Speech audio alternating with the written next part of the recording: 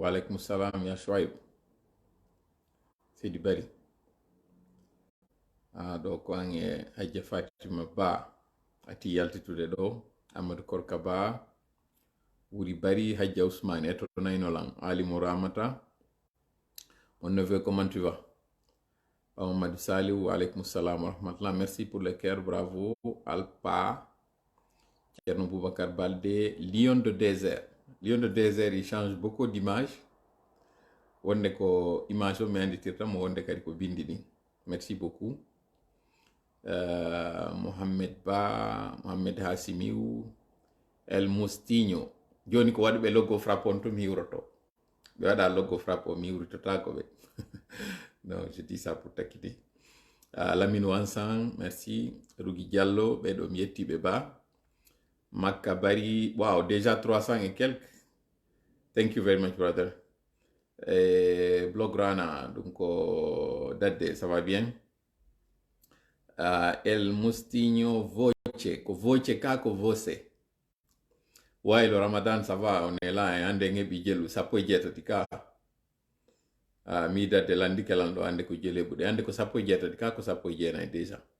Mi ala calcul de moja. Asatu Diallo, ande de mari ko jalen. Hande. Dem do ya donkanto en hikka donkanto sernerde. Hande nowru hol tawi laɓɓine moƴƴa noppi mon ɗin looteɗi moƴƴa nanuru e ñamoru nde miɗon yeeto CNRD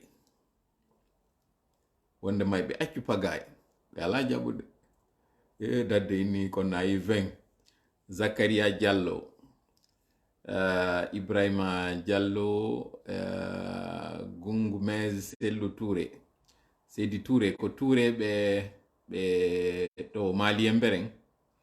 Aray Khadija, Hadja Khadija Gaya mi wari ɓe ɗo Madame Touré, j'espère qu'elle va bien. Gibika Abdul Karim Arno, joni min acci ɓe yiwde few ɓe majji. Son Altesse kañum kadi je le vois plus, mi anda qu'est-ce qu'il devient, j'espère qu'il se porte bien. Andite woɓɓe are no ka juulirde ni ɓe artal taw Nene Ami Bari ɓundu are mi salmini on ɓe maketeɓe kadi Day Ba mi wari ɓe yiide ɗo, il était très régulier, mi salmini ɓe. Amadou Sellou Ba, Alpha Ousmane Bari, Abdoulaye Kadi Diallo, Mohamed Miside Maunde, ɓeɗo ko France woni, souvent ɓe naylankil mi salli. E Mozambique, mi salmina ɗo Mozambique moƴƴa noon. Congo Brazza, Congo Kinshasa, Centrafrique, Rwanda. Dernièrement, on a eu un message de la part de citoyens Rwanda. J'espère le carême se porte bien avec toi. Oui, Nene Bari, ça, au complet, je vais lire. Entre message, voilà, que Nene Ami Bari, Bundoué, ça se porte très bien, ça va très bien. Et Kairaba Balde, Niheuritikema. Amil, on va commencer. Comme j'ai dit, mais le mari doit aller audio. Ko ɗon wonɗen e fuɗɗorde en fait parce que kaka divers duwano wonde mais joni ara ɗe yewtude en attendant fi divers woɓɓe yayim ɗo welti ɗo joni ɓe sikka haray parce que y a des esprits tordus ɓe nanga yugol déjà eɗen heɓi fatunde ko noon ɗa arde ɗo jala woɓɓe hay inna parce que y a eu un nouveau président par intérim ka coordination ko ɗum haray mi welti ça n'a rien à voir en fof ɓe yi ɗum ɗon dans les divers. À mon réveil, quand je fini, il y a une information circulée.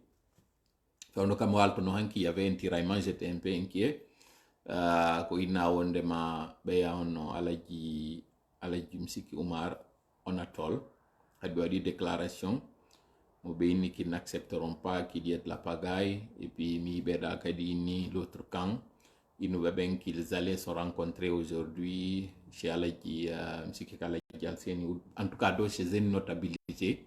Je ne sais pas trop parce que on a fait 2h30, il y a dit 2h30 bien que vous dites que vous avez parce que vous avez sulli be wali kisande wotere ben don ko yetti jallo ben parce que be wali don be juulo yano subaka on elere woko tuma wetuno be immi do andintini mi be musibe men be Sénégal ndaroɓe lan no ga waguto subaka on feƴƴira ɓe ara ɓe ndarude lan. Donc ɗo kadi ɓaymi immike, j'ai vu la nouvelle comme quoi il y a une nomination d'un président par intérim. Donc comme welti ɗo comme ça n'a rien à voir avec ça, parce que mi anda est ce que ko saria respecta, est ce que na saria respecta, est ce que ko annasiha waɗa, je veux dire ko consensus waɗa, ko compromis waɗa, mi anda, je peux pas, parce que mi anda règle ji ko honno fewndo alaji allah hinno alaji Saykou Yaya fewndo ɓe feƴƴini ko honno waɗirano. Est ce que tout ce que je sais c'est que apparemment poste on c'est à vie, si an waɗama e makko ko ha ñande on tigi feƴƴini. Mode d'élection à l'Anderton. Hier, comme il dit, je ne connais pas les articles et les critères qu'on n'ira qu'à coordination d'Erton. Mais hier, comme il m'a dit, parce qu'il faudrait qu'on questionne l'histoire, il y a eu un temps,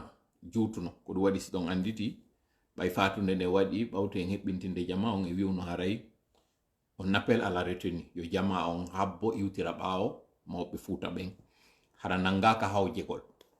Donc e yiɗo qui a eu le choix porté sur Alaji Alseni Bari, noddirte ɓen Safricom inde entreprise maɓɓe on, ɓe tawata ɓen comme j'ai dit encore une fois, mi précise a moƴƴa wota goɗɗo yo direct an ɗo sikka komi weltiɗo kon, ça a quelque chose à voir avec.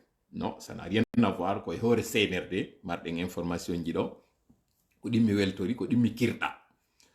Si ngalano nde fatunde mi jalayno ɗo mi kankita mi towna juuɗe mi hocco mi cikko mi holla boyre neydi mi waɗa awamu yagal banto ngo CNRD heɓi ngon ngo ɓe woni ndarude noon ko honno ɓe jaɓɓitorta. Mais en attendant yen timmi milon comme j'ai dit, j'ai vu comme vous au choix waɗa ɗon e Alaji Alseni. Et je précise que mi ƴettata position, mais ƴettata position par rapport e muɗum, parce que on ne sait pas avec exactitude est ce que ko sariyan woni ko rewa e mum, est ce que ko annasiha waɗa, est ce que si tawi président on feƴƴini ko vice président on arata, est ce que intérim on ko ɗum ɗon waɗata ka ko immédiatement waɗugol ɗon président, si o waɗete est ce que ko honno choix ji ɗin kon woni critère ji ɗin, je ne sais pas. Seulement, il y a une chose que je sais, c'est que ɓay mi yii no feƴƴiri noon mi yi moko baɓe ton moƴƴa e non de moyens moko baɓe kummaluɓe tedduɓe teddinaɓe, tawɓe si en yiɓen ɗon e haaju hiɗe wawi jonnutude teddungal e on haaju ɗon, e kala kadi ko ƴetta ton eɓɓore ma pee en jonnay teddungal e mum. Wano mi yi ton oustaz Oumar Bellam sikki kako Ahmad Bella ɓe makete en yiwnoɓe kadi fewndo fottano labe ka Allah hinno Alaji Ousmani senino ton notagol mawɓe Fouta ɓen ko kamɓe hay wonno porte parole maɓɓe. E Guéthie Bouy en yi ton oustaz Mouhamadou Wuri en yi ton modi tedduɓe Bouy tami lintu ha mi accora woɓɓe parce que ko article de presse ji ɗin mi yi e vidéo ko kañum Alaji Alseni ɓe woni e makude ɗon. Donc haray kala ka mawɓe Fouta ɓen kala ka moko baɓe ɓen suɓi haray menen ka suka yagal amen e ka teddingol amen mawɓen haray min iwtira e ɓawo ɗum ɗon ko honɗum faala ɗen ko yo ɓuttu woodu e nder leydi lagine ndin, ɓuttu wooda kadi e nder mojoɓe meɗen ɗen, e nder musiddaji meɗen ɗin. Piiji ɗiɗi ko jokkodirɗi, saria e annasiha. Sa fuɗɗori goɗɗo on a lannitoroyay oya. E piide misal, si a fuɗɗori wiwgol annasiha waɗen tun annasiha hakkunde men, ko ɓuri kon o yawyay ha gaccoyon ton sakkitoroyon ka saria.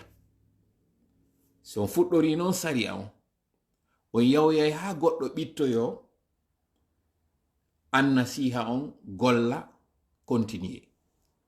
Ɗo noon no mi wirino mi andas ko sariare nde rewa e mum, mi andasi ko annasiha on kadi rewa e mum. Ko woni wo e muɗum ɓe innay e mauvais arrangement vaut mieux qu'un procès.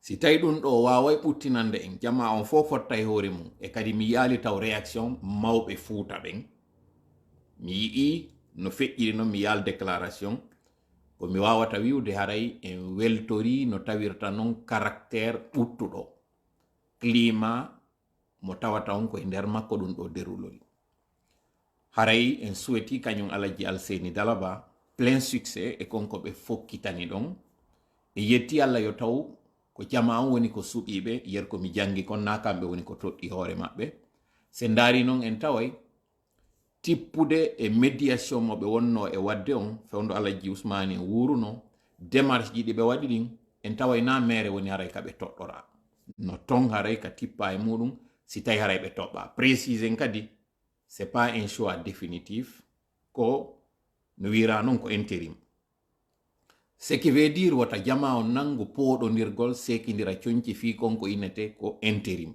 ko ɗum woni intérim ko waɗegol ɗon taw no wiirte noon e pulal annatandan ko kamɓe woni ka toɗɗa ɗon ha no wira noon yolliɓe ɓen keygu ƴawa ɗum noon ko jelu na lebbi nayi wona yewtede fi mum juuti ha haray bembugoɗen iwtiren ɓawo mawɓe Fuuta ɓen hara en jaɓali en sertude hara en jaɓali pooɗodirde hara en jaɓali wikkodirde ɓen tawɓe suɓama e ɓen tawɓe ɓen suɓaka fof jonnidira juuɗe parce que après tout c'est le Fouta qui gagne c'est la Guinée qui gagne haray ko ɗum ɗo marnoɗen ko yewte joni noon haray en timmini ɗo milon ausbillahi samil alim min ash-shaytani rajim bismillahi rahmani rahim رب اشرح لي صدري ويسر لي أمري واحلل عقدة من لساني يفقه قولي ربنا علمنا ما ينفعنا وانفعنا بما علمتنا وزدنا علما نافعا واجعلنا للمتقين إماما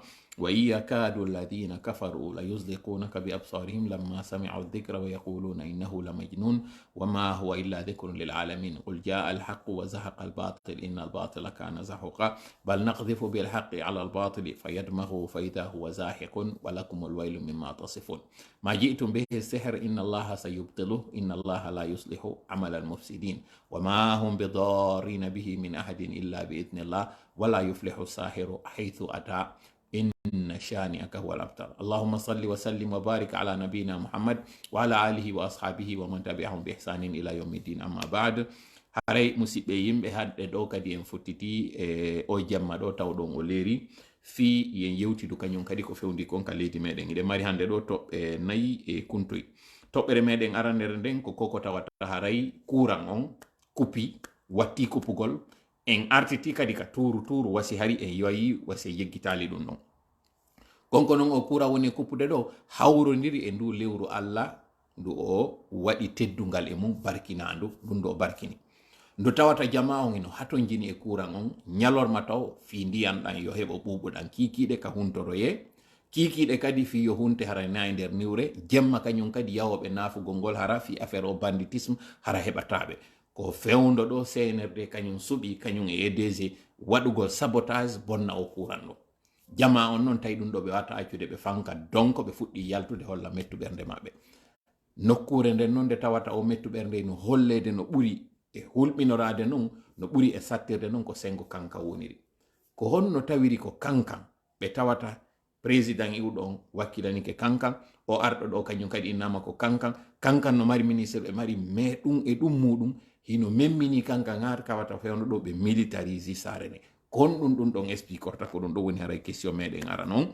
question meɗen ɗimmo on ko koko tawata kon transport aérien o ko ɗum woni ɗum ɗon ko fi ko ala purenji waɗeteɗi e mum tawa ko lanaji wiroji ɗin secteur muɗum on e ndellowre ɗon gouvernement CNRD on hino wakkili innogol hino fewndo ɗo no gollude mum no inaugurisde konko ɓe innata aérogarji gonga oya cadre jo mo farana on gare voiture d'avion hiɓe wadde kankan labe e zerekori e wiwɗen ɗum ɗo ko muradu labandu kono ko honno tawiri fewndo ɗo ɓe ni ɓe lansude kañum kadi travaux ji ɗin e kesum double taw manɗuma on coggu ngun taw coggu ngun ƴawi moƴƴa hadi monsieur Alpha Condé kañum kadi ƴettinde lowre ɗon yeehi ha lancement coup d'envoi waɗama fi golle ɗin avance ji jonnama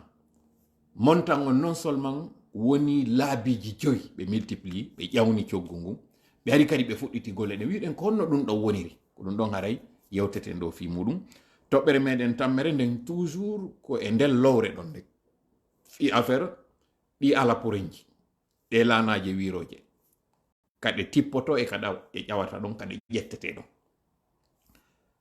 hande ɗo e yi CNRD ɓe addi ɓe holli en ko ɓe inni woko avion mo tawata ko lagini jeyi mo tawata en anda taw farim fansin makko ɓe wowlino fi train ɓe wowli fi rayje mo ɓe inni Conakry bobo Bamako Bobo Dioulasso ɓe gandi ar Messi Alpha Condé kay goy waɗino ɗum ɗo sifa mum kono fewndo ka tawi ɓe memmini ɗum ɗon feere laawi no memminira feere ɓe décidi ɓe investissay plus de 50 millions e fi o domaine aérien fewndo e saayi mo tawata hiɗen andi wonande ɓen humpitiɓe ɓen secteur aérien on soñjaji ko woni e muɗum ko landal no ngal landi ɗen ngal ko honɗum tawiri CNRD ko ɗo ɓuri wugganade ko ɗum woni ko maawi ton ko tawata CNRD no wugganade ɗi aéroport ji no déclenchude hande ɗo fi majji en jaaboto ɗum ɗon hande ɗo ka toɓɓere meɗen tammere toɓɓere meɗen kan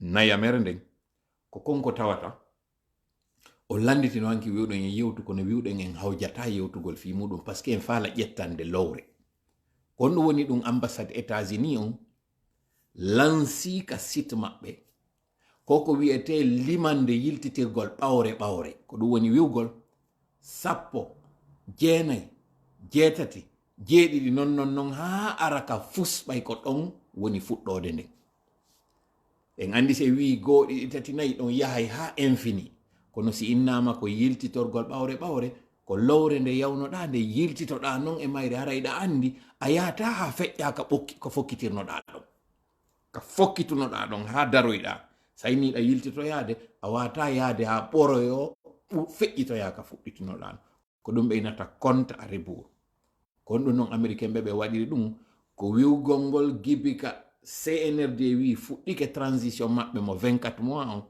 ha ka lannode ɓe fuɗɗi limugol ɗum ɗon ɓe fuɗɗori ka lannode wiwgol ngol ñalande hewtude wo ɗuytite e ka woduno kon 10 hande ñallal feƴƴi ɗuytama no wonɗe waɗirde ɗo suuma e on ko balɗe 50 donc 30 moyen 9 kako 10 heɓuɗen heddiki haray 20 ɓe wi noon ko ɓe waɗiri ɗum ɗo ko wiwgol ngol hiɓe andintinde CNRD wondema adidi CNRD ƴetti ndin si ɓe faala yoɓe waɗu pagaye maɓɓe on yoɓe retardin yoɓe naato e ɗum ɗo yoɓe naato e ɗum ɗo kono kañum États-Unis fuɗɗike ngol limorɗon ɗum noon welali ɓe déclaration ɓe waɗi mo tawata en yaltinaymo ɗo en fof heɗiteɗen mo nanen jalide nde wotere faamen bante ɗe CNRD woni heɓude ɗen apparemment nde hitande 2023 ɗo CNRD pooɗidande muɗum ɓanni kuupi muɗum e gaɓɓude muɗum fi bantegol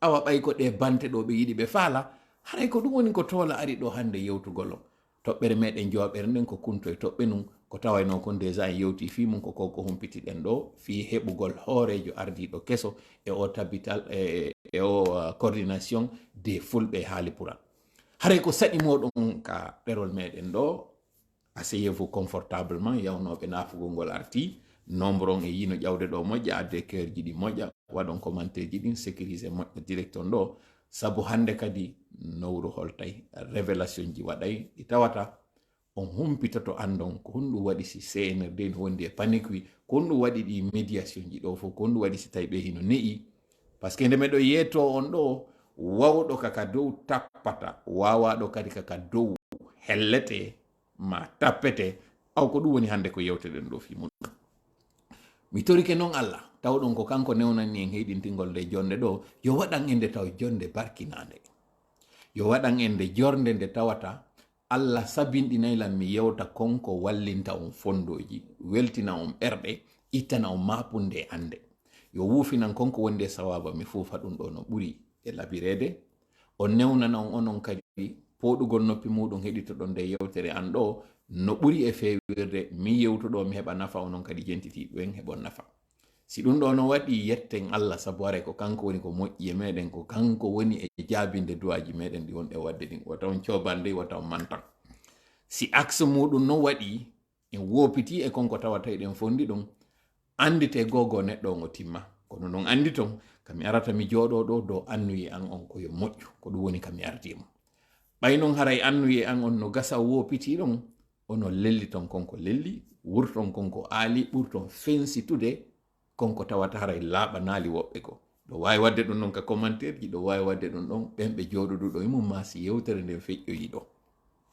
Sina ɗum ɗo fof andite seytane no añi haa koko wonɗen e wadde ɗo, sabu ko inde Allah woni ko fuɗɗorɗen ɗo. Hiɗe yeli kadi yo taw ko inde makko woni ko jofirte nde yewtere ɗo wondude yettugol mo.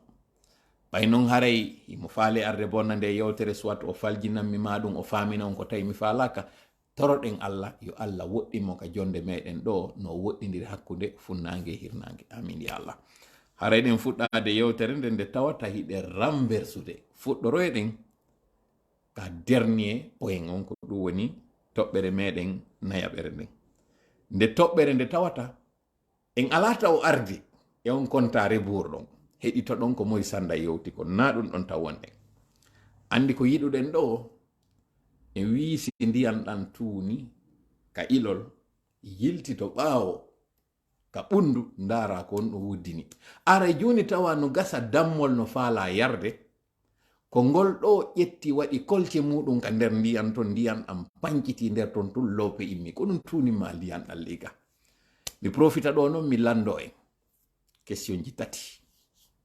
est ce que taw wito gonno nanade ɗo Hajja Ousmane, Hajja Kajjatu Ba Ndalawo, est ce que yiɗon nande lan ɗo? On wi yo Allah windam, yo Allah woɗɗimo. Ok.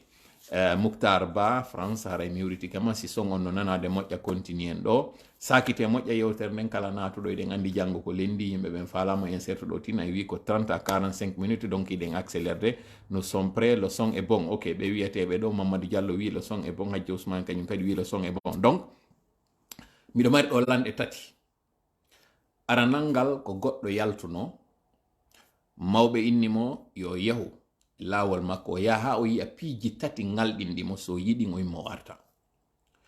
Yaltugol makko ka hoggo o ndaaroy yeeso ɗon o yii leggi marngi luuro. Ngi leggi ko kiitu ngi o ndaari leggi ngi tun, o yii ndo ngo luuro biidane wi no yalta ton ngi koki. Ngi taari leggal ngal, no o haawori ko ngi mawni kon, ngi biidane wi ngi yiltiti, ngi naati ka nder luuro nder ton, ngi naadi hoore maggi ha heddoyi bukkongol wawali naatude. Fewndole o yiwno ngal leggal, hari ko leggal ngal tun o reeni, ko ɗum woni hari mboddi ndin no heƴi nder ton. O fuɗɗi seppude tun, ndi mboddi yalti koki. Ndi yalti ndi fof ndi taari leggal ngal, o andi ndi fof ndi yalti ndi timmi, no o haawori ndi yiltiti ndi naati ka nder leggal nder ton. Ndi naadi hoore mayri on ha heddoyi bukkongol ɗum ɗo wawali naatude, ko ɗum woni ndi wawali heƴitude ka ndi yalti ɗon. O ngalɗi, o haawi, o feƴƴi. O ari o hewti caangol. Ngol caangol tawi no mawni, kono tawi ngol deƴƴi. O tañƴini haray noora hino nder ɗo, ma o tañƴini moɗori no nder ton. O takki haa fi yo waawi yiide ko honto o waawirta juwirde, kono o yi'aali. Mawɓe hino sera ɗan ndiyam ɓe haynimo, ɓe landimo ko ɗum o takkoto moggo niɓɓi, o inni o faala ɗaɓɓude ka o juwirta hara o yoolaaki. Mawɓe ɓe wi yollo tahulu, ndiyam ɗan yoolatama, e hoore kadi ɗan ndiyam ka tawi ɗan yoolatama ɗo, kullum kadi mematama nder ton. ɗulle tawi no nanganimo sino ludgi. O yolli, o mutaali, o rewi, o feƴƴoy, hunde waɗalimo. Ko mawɓe yewtimo ko woni gonga. O ari o waali ɗon e nokkure, weetoy bimbi, o fokkiti, o yahoy seeɗa tun, o yi cankun fanɗukun. Kono kun cankun fanɗukun tawi no kun seeɓiri no ndiyam ɗan fof ko nokkun goton ɗan woni arde ɗan fotta.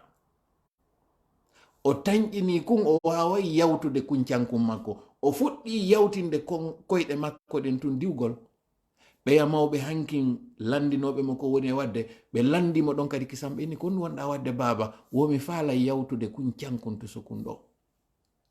Ɓe wimo wata fijir few, no townirɗa koyngal maɗa ngal, ɗan ndiyam wala majjangon ko woni feƴƴude ley kon hina wawma tappude yolloɗa nder ton hanki noon ɓe inninomo ka yaajiɗa yo yollo o lumboyay hande ɗo ɓe innimo ka fanɗi ɗo wota o yollo par ce que o feƴƴoyta yidditagol makko kullon ɓiwoy ɓawoy no hawji ko inni yo kun diwtu ndiyam ɗan tappi kun ko yehi o tayle ko gonga ko ɓe mawɓe yewtinomo ko o heɓi piiji tati ngalɗinɗe mo o yiltiti ka suudu o landi mawɓe makko ɓen gon ɗum firi ɗum haray onon anduɓe ɓen goltindol ɗo andi ko on ɗiɗo firi ndi boddi yaltodi ka leggal ɗo yiltitoyi ton naati ronki heƴude kon ɗum firi ɗan ndiyan tawɗan ko yaajuɗan ko deƴƴuɗan hiɗan waali hiɗan metti lumbude o ari kono o lumbi e majjan o feƴƴi kon ɗum firi kun cankun to so kun ɗo taw ko ndiyam makkun hino fanɗiti hino seeɓiti hino ilde e nokkure tawde hino faaɗi kono ɗan ndiyan ɗo tawi goɗɗo wawata ɗan yawtude feƴƴoya kun kullum suti kun ɗon ɗan rewani kun ɗan naɓi honɗum ɗum firi haray ko ɗum woni ko landa ɗon ɗo kedi question je jaaboy to ka fensen heɓoyi feere heɗitoɗen nde yewtere ɗo nde tawata ambassade des États-Unis nde ɗe wiya ɗo condi ndi memminanama ma en wi faafe ma en wi'i pression hino hewre CNRD yimɓe ɓen harno waɗane ɗiɗi na toola ko haala witu wonɗa e wonde ɓeɗo hiɓe ɗo taw pendant 2 ans hiɓe ɗo joni noon États-Unis ka hollugol géopolitique mo wiwno ɗen on hari lagineyno fankana ko tawi kon ko lagine hikkani yeeso Mali e Burkina wiwɗen ko hoore nden tappete sabu boddi sa taƴi hoore nden ko lutti ko wona e sentirol seede muɗum on noon fuɗɗike yaltitude ɗo États-Unis iwaniɓe ka ɓawo bape holliɓe wondema en wiwno transition on fuɗɗoto no gibi rencontre o waɗano ɗum ko mois d'octobre ka mission CEDEAO on fonctionnaire ɓe ɓen yiiduno e guinéen ɓe ɓen ɓe waɗi golle ɗiɓe consolidi ɗon 2 ans ɗi CNRD wi kañum hinaka octobre ɗon fuɗɗoto conférence CEDEAO on waɗo e décembre ɓe inni la transition commence maintenant tout de suite sifa non CNRD yaltoy kañum tigi Mamadi Doumbouya o wi wondema goɗɗo imposantaɓe o inni transition ko fuɗɗoyto ko 1er janvier c'est pas grave États-Unis waɗoy déclaration mo ɓe innata mo ɓe inni ɗon hiɗen anditi ambassadeur on o inni wondema tigi tigi on transition on fuɗɗike joni à partir du 1er janvier ella ala kono puisque ɓe reni CNRD ɗo yo occupe e waɗugol ngol chronogramme on no ɓe wirno non poinji 10 ɗin ɗi ɓe innuno ɗin les 10 commandement ou les 10 chapitres ɓe ala wadde ɗiɗo e ɓe jokki e waɗugol piiji go diversion ɓay noon ɓe ayni ɓe winditi o kontare ɓurɗo mo tawata ñande wo minute woy koye hino yawde ñande wo seconde woy koye no yawde ɗum ɗo ko andingol ɓe siɗon faala fije siɗon faala waɗe payagu siɗon faala waɗe diversion on feƴƴintinta ñallalal gotal ɗo noon ɗum ɗo ɓay waɗi Mori Sanda yalti waɗi déclaration mais ɗo yo yewtude fi on déclaration mo waɗi ɗon mo décortiqueten ɗo joni mi faala en yiltitita o rowani mois de août et mois de septembre ko ɗum Mori Sanda taw wiwno no wirɗen noon hiɗe yiltitade e caangol ngol. Ici c'est un pays qui nous appartient. On ne nous impose rien. Nous sommes dans une communauté que nous respectons. Nous sommes membres fondateurs de la CEDEAO. Je n'ai pas besoin de le dire. Il y a quelque chose que tous les Guinéens doivent savoir, que tout le monde entier doit savoir. Nous n'avons pas besoin de babysitter. La Guinée n'a pas besoin de babysitter. La Guinée n'a pas besoin de babysitter. Ko Mori Sanda woni yewtude ɗum ɗo ko mois d'août o waɗi nde yewtere fewndo CEDEAO on e La Guinée fotti fii wiwgol ngol wonde maɓɓe sanctionnay La Guinée journaliste ɓe landimo jentite ko yewtuno on tuma arrogance mo yewtiri on en yiltitoto woni Edi Buy jentite ko wonno e wolde ɗo kon par rapport e La Guinée. Nous avons un programme qui a été présenté par le président de la transition et le CNRD. Ce programme a été mis sur la table et les partenaires l'ont partagé, sont d'accord de travailler avec nous. C'est de cela qu'il s'agit.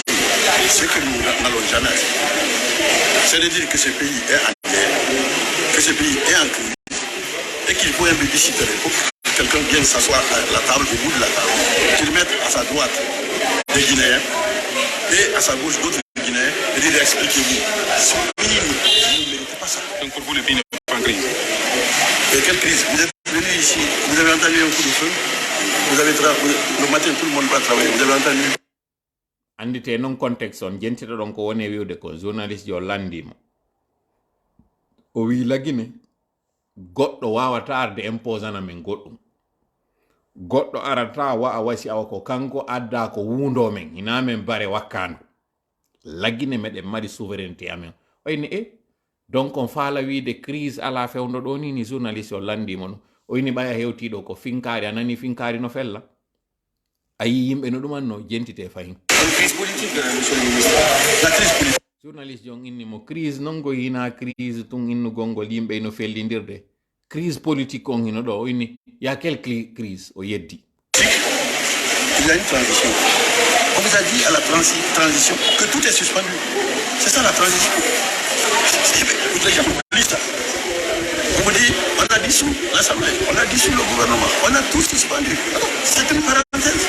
Et les gens font comme si il y a eu des élections. Il n'y a pas eu d'élection, c'est une exception. Il faut le savoir, hein. Il faut le savoir. Mais ça, cette exception, on veut la mettre à profit pour que la Guinée soit un pays normal.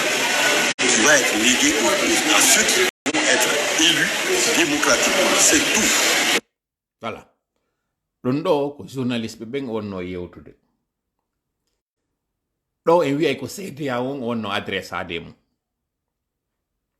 anditen noon yewtere meɗen ko fuɗɗorɗen de ko ambassade États-Unis on première puissance mondiale on gendarme ɓen ka démocratie aynoɓe ɓen tawoɓe ɓen ko kamɓe aratayna ɗum ɗo no aali ɗum ɗo no feewi en ala naade ton e détail ji ko ɓeynata sutenaɓe ma ɗum ɗo moi ce qui m'importe ko leydi andi ko wona waddede ke mum lagine ɗo ɗum ko ɓen gendarme américain ɓe woni arde wallito en ɗi dundarankeji ɗi bandiji ɗo ko ɗi woni yeyde condi kon ko ɗi woni wadde doole kon ɗi weddintina yimɓe fino ɗum ɗon accira ɓeɗo noon hiɓe mari représentant ɓe lagine ɓe inna ɓe les G5 ko ɗum woni les grands 5 États-Unis France Angleterre ainsi de suite ɓeɗo hiɓe mari représentation ɓe lagine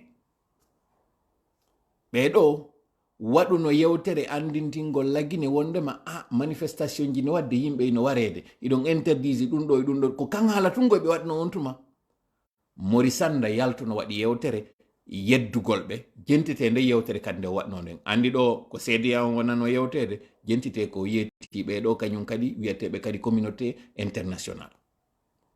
Et j'ai insisté sur le fait aussi que nous avons des canaux comme ce matin habituels de discussion avec nos partenaires et qui sont accrédités auprès du gouvernement guinéen.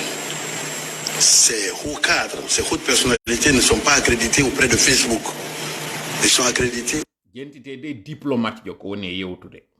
C'est-à-dire ambassadeur jo woni ka yewtude diplomate be. Aucune diplomatie yewtere makko nde.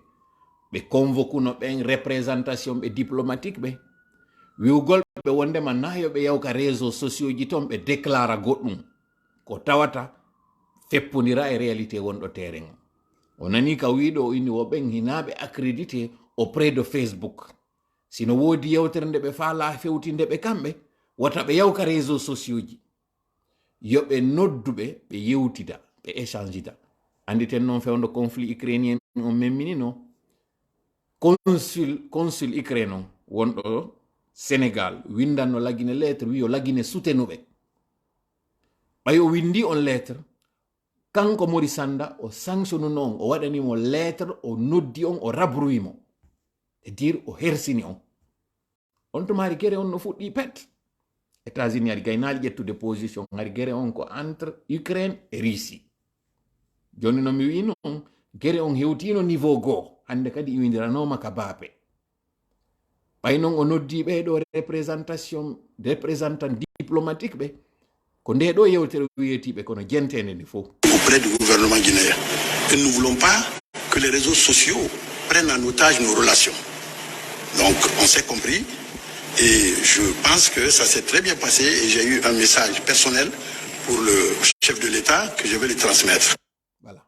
Nde yewtere ɗo o noddunoɓe kañum diplomate ɓe ɓen o jeeji ɓe ɓay o jeejiɓe o winni to on hersi men so waɗi ɗum ɗo opinion on ka réseau sociaux ji imoto yawe men meɗen andi konko lanɗon konko gonga o yewti yewtere labane e gundo o nodditi ɓeɗo RTG on ari ka manipulation ji maɓɓe o yewti yewtere nde tawata wayi wasi awa nandi o hulɓiniɓe kanko ka fierté lagine mi yetike ɓe gonga mi waɗi ɗum ɗo fo après kañum diplomate ɓe ɓen yewtituno e yimɓe wonda wowla en ka presse iniɓe minen de ko mi waddi e makko kon ka gundo na ɗum o yalti o wowlani on goy mais c'est pas grave o inni wonde maɓɓe nelimo kadi e président o par ce que ɓe andi ko ɓe yetimo kon yo yeeto kañum Mamadi Doumbouya oɗo feƴƴi ɗum ɗon fof c'est passé inaperçu yimɓe wattana ile andintinen ɗo ko août et septembre ɗiɗo piiji waɗi 2022 mais évoluer non kadi. Avant tout, nous regrettons cette sortie solitaire, irresponsable et inappropriée à l'égard du peuple souverain de Guinée. Le temps est venu de dire ce qui a été dit en Guinée et qui est archi faux et décousu de tout sens, ce dont il a été question dans les échanges et le contenu du chronogramme de la transition. Le respect de notre pays et de nos dirigeants est la base de toute relation au sein même de la CEDEAO. L'instabilité ne peut être une marque de gouvernance ou un droit acquis. Nous ne laisserons personne prendre en otage la voix du peuple. Si cela nous vaut de l'acharnement, nous voulons rassurer la communauté nationale et internationale que le peuple souverain de Guinée sera au rendez-vous de l'histoire parce que nous ne reculerons pas. Voilà. Nous invitons les uns et les autres à la vigilance. Ko Amara tawɗon ko ɗo woni secrétaire ka présidence oɗo ko yewtata kono way wasi Mamadi yewti ko ɗo woni en fait porte-parole Mamadi o nahay porte-parole présidence on goy parce que porte-parole communication présidence on ko DCI wiyete direction de la communication et de l'information ɗum ɗo ko fi présidence on fop mais président on en tant que tel ka tawata ɗon si kanko arali jogotoɗo satalde makko nden jogo gatunkun jogo jikiriwol ngol tawo on hino andi ɗi o jangata ɗin no andi ɗi o wirdoto ɗin no andi ɗi o julnirta ɗin ko woni Amara Camara ko Amara Camara yaltuno non yaɗi nde yewtere ɗo o fewtindide général Amadou Ambalo Sissoko Umaru Sissoko Ambalo yewtere nde no kuppindiragoy kono ko min ƴetti nder ton ko ɗinɗi o wiwno mo andintinde wondema Guinée ko pays souverain goɗɗo arata imposana ɓe wowlantaɓe hay hunde tawi ko honɗum wonno ɗum koko Ambalo yaltuno wi 2 ans kono wonɗen yiltitanade ɗin ɗo fof ko hollugol pellum ka kon joliri wo ko ɗum kon ƴawrirte e yewtere wonanode waɗede hankinden nande wona e waɗede hande ɗo par ce que heɓodirama e ɓe innayi si cikuli soodi lampu koko bona fusa hari noon ɗo cikuliji CNRD ɗin harno moƴƴinde lampoye jentite ko yewtuno ko. Une autre évidence est le fait qu'il y a une nouvelle dynamique dans nos pays qui est impulsée par une nouvelle génération de dirigeants à laquelle appartient le président Doumbouya, qui ne fera pas de civisme et n'est pas aliéné. Pour ceux qui interrogent l'histoire, on sait qu'en Guinée et partout dans le monde, le Guinéen n'aime pas le manque de respect ou un quelconque dictat. Le Guinéen n'aime pas le manque de respect ou un quelconque dictat. Le Guinéen n'aime pas le manque de respect ou un quelconque dictat. Guinéen yiɗa yawre Guinéen jaɓata yawre jaɓata goɗɗo kadi ari yeetoɓe ko ɓe waɗata ko ɗum ɗo ko Ambalo wonano fewtede yewte ka haala ɗo fi honɗum Ambalo ɓayno yawni Ambalo yewtete yewtereji ɗin fof kono Ambalo no andi Ambalo no andi ko honto lekki maɓɓe ki woni mo andi ko honɗum ɓe waɗete o fanki bude o jaɓali jabagol ɓe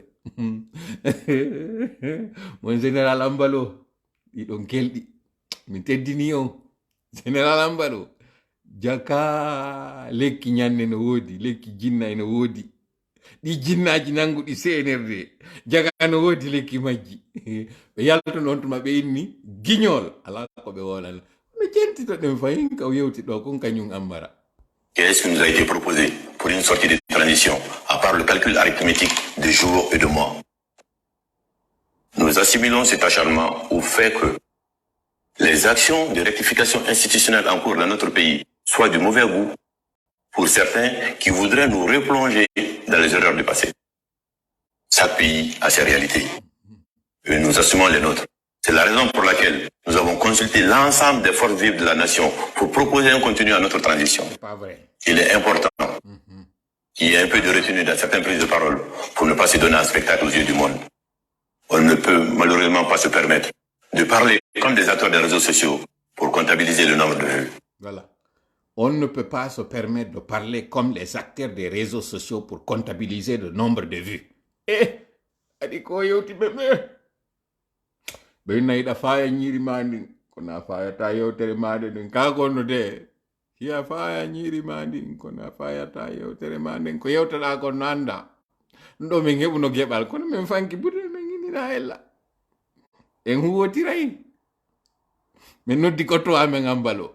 Men noddi général amen o. Men ni colonel goyno do wonɗo men a yawade.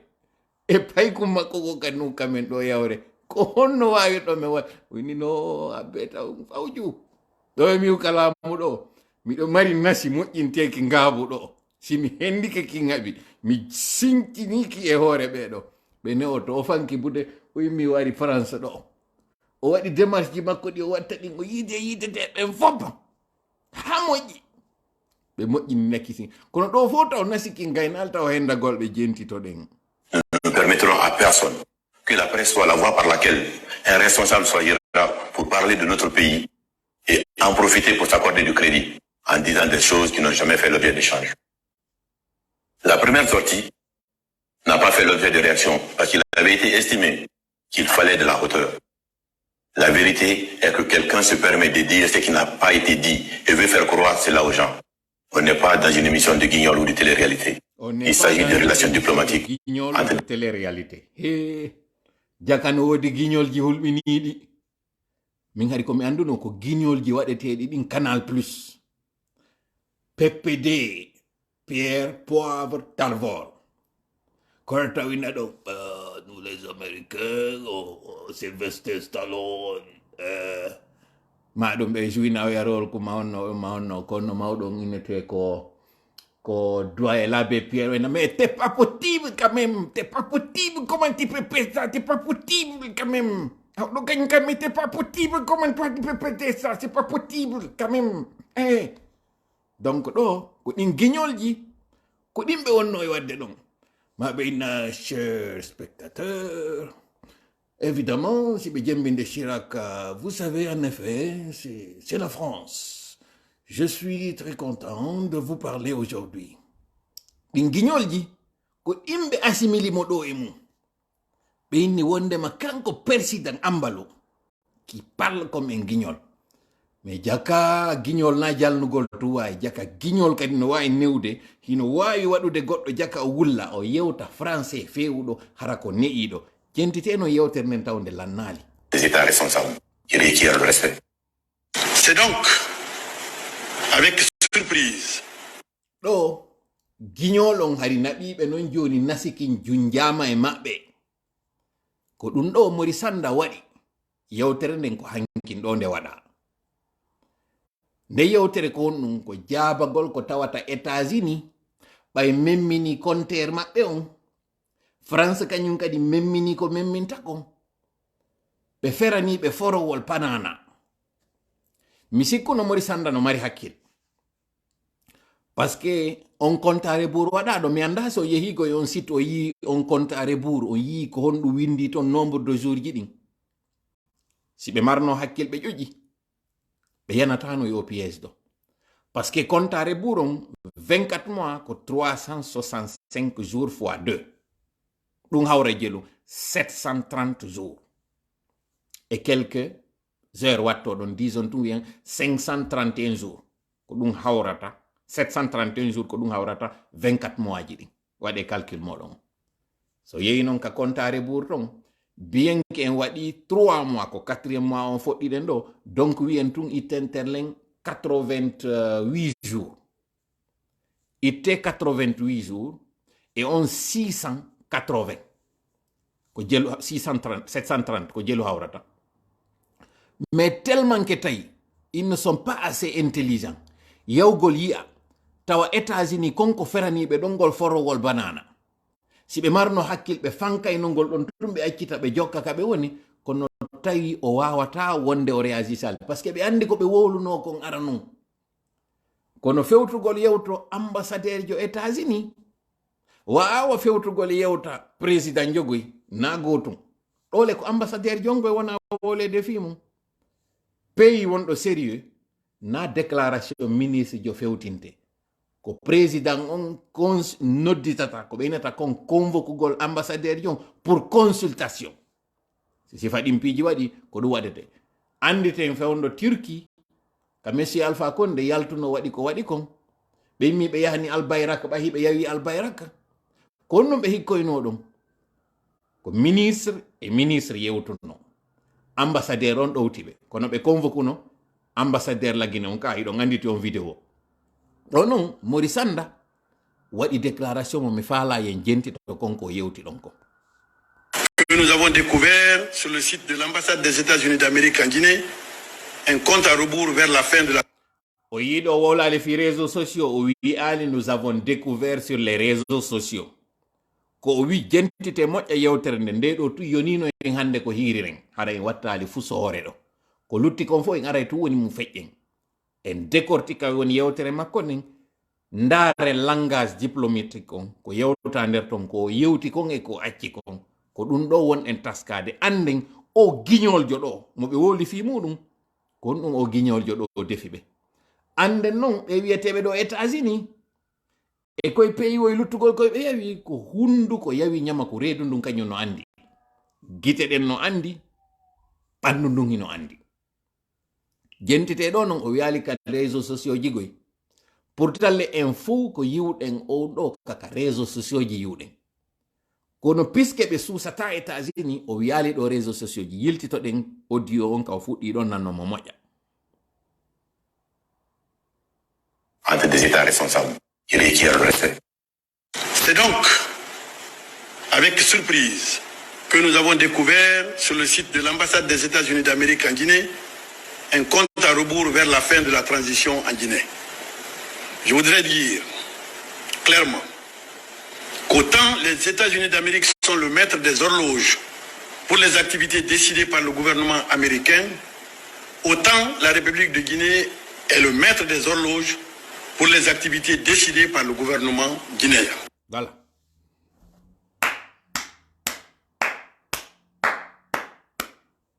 Wow, wow, wow, wow, wow. Mulali. La Guinée d'Arctique et États-Unis. Wow, wow, wow, wow, wow, wow, wow. La puissance première mondiale. Les États-Unis d'Amérique. La grande, glorieuse et courageuse République de Guinée qui met son veto et qui rappelle les États-Unis à l'ordre. Autant les États-Unis sont maîtres de l'horloge de la programmation ou de ce que tant que les États-Unis organisent, autant la Guinée aussi est souveraine de faire ce qu'elle veut. Signé Mori Sanda Kouyaté. Jusqu'ici, ça va, hein? C'est un discours souverainiste, c'est glorieux, c'est la dignité. Voilà, nous n'avons peur de personne. On peut dire, qui veut l'entendre, la Guinée, c'est un pays fort. C'est ça qu'il a dit dans cette phrase. Mais écoutez ce qu'il va dire. Il ne faut pas crier au triomphalisme très tôt. Ne vous pressez pas, ne vous pressez pas. En fait, les États-Unis, ce n'est pas un État uni. Ce sont des États qui se sont unis. Écoutez ce qu'il va dire après. Ce compte à rebours donne l'image d'un surveillant de classe veillant sur des élèves en examen. Ce qui est évidemment inacceptable pour un pays jaloux de sa souveraineté et de son indépendance comme la République de Guinée. Voilà. Une métaphore. Si on avait dit avec les précédentes communications que ce genre de communication est digne d'un film de guignol, d'un spectacle de guignol, ça c'est la métaphore.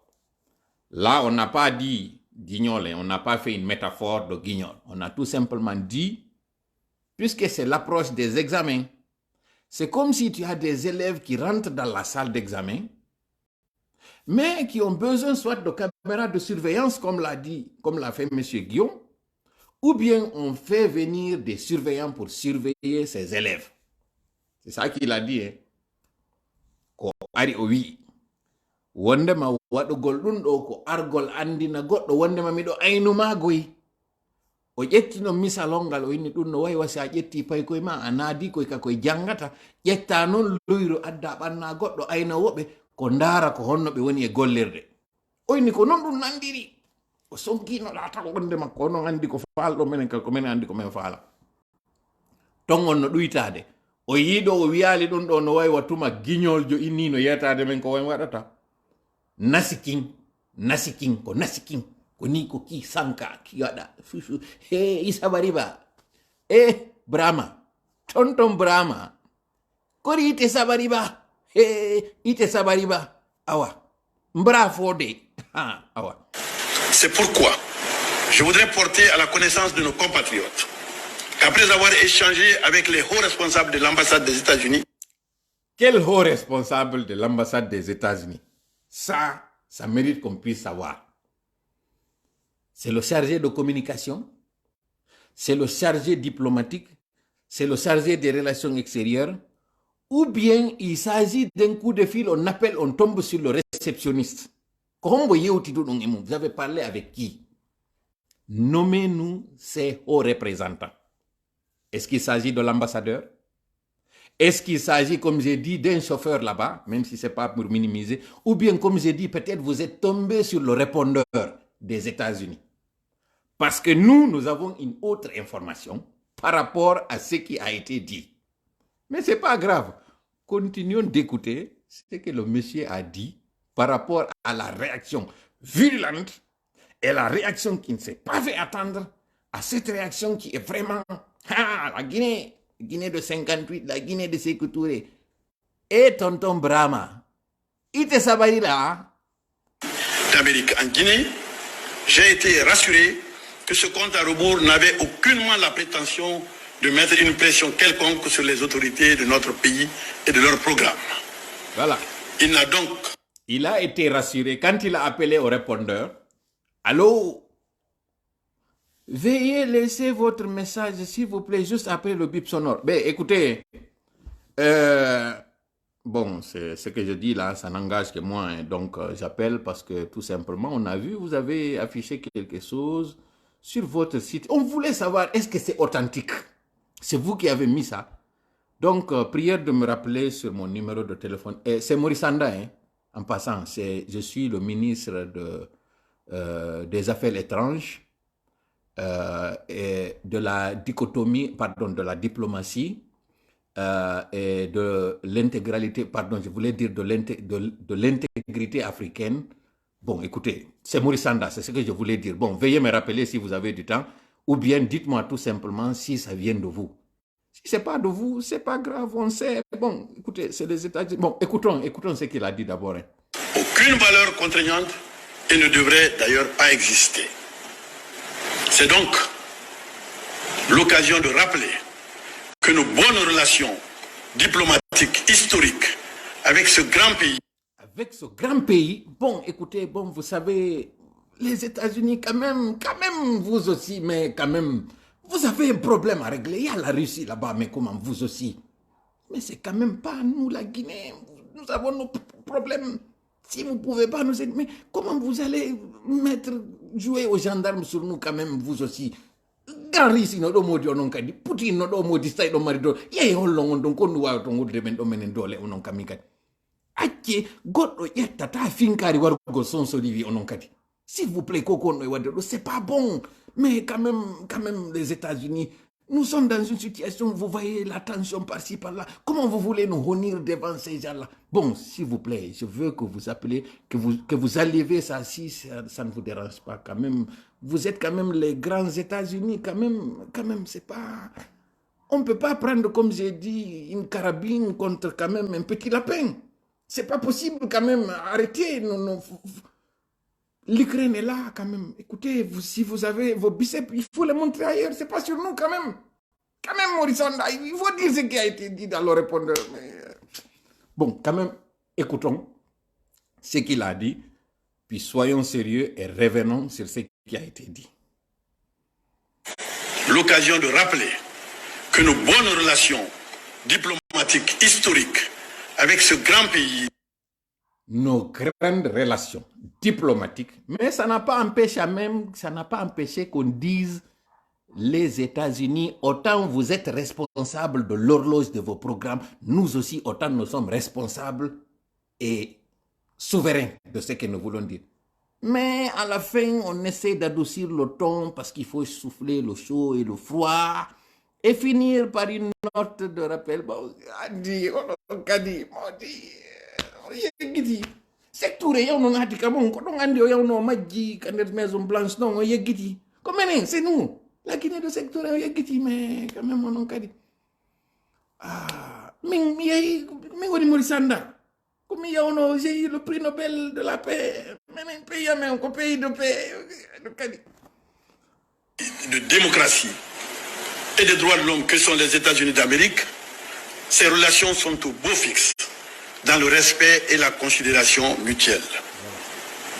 Chers compatriotes, sous le leadership de son Excellence colonel Mamadi Doumbouya, président du CNRD, président de la transition, chef de l'État, chef suprême des armées, la Guinée chemine vers un plein état de droit, de paix et de rassemblement de toutes les Guinéennes et de tous les Guinéens pour le développement tant attendu. Voilà. Watamintu Mikel Landundo la Guinée, Watamintu Mikel Landundo Maurice Honda. Wade Facebook si wawa no wadande koy kello woy kadi harabe wada hali tun keurji dimbe wada dumaji din. Wade kello woy koy wadande kello woy koy moƴƴa kellane Maurice Honda.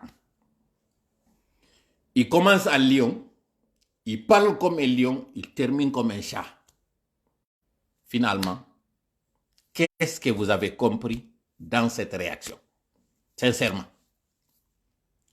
D'abord, pour être plus sérieux, lorsqu'une représentation diplomatique commet une faute ou bien fait un comportement discourtois, le minimum exige à ce qu'on rappelle l'ambassadeur pour concertation. Ça, c'est la formule. Mais ce n'est pas dans les réseaux sociaux qu'on vient répondre. On fait une déclaration en bonne et due forme.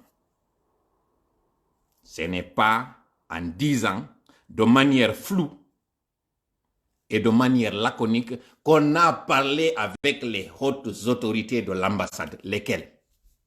Soyez explicite, dites à qui vous avez parlé.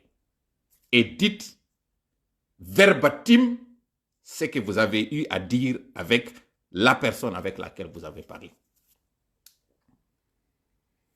Les États-Unis n'ont pas fait d'ingérence envers la Guinée. Ils n'ont fait que vous rappeler face à votre engagement que vous avez pris. C'est de bonne guerre. Ce n'est pas jouer ni au paternalisme, ni à l'ingérence, encore moins aux gendarmes.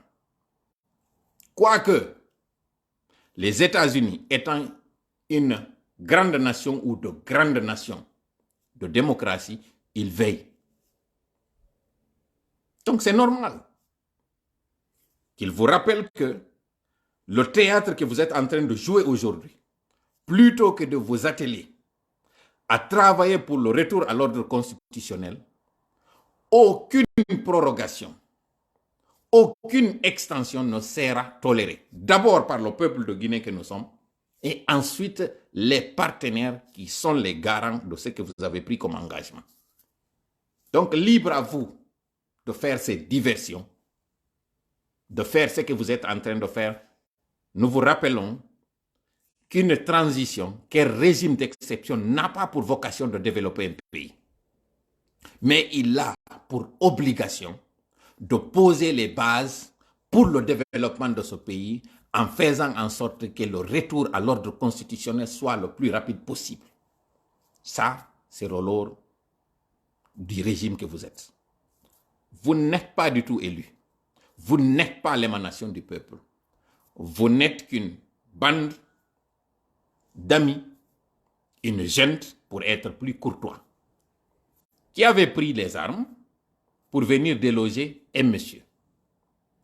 Avec effusion de sang, il faut le mentionner.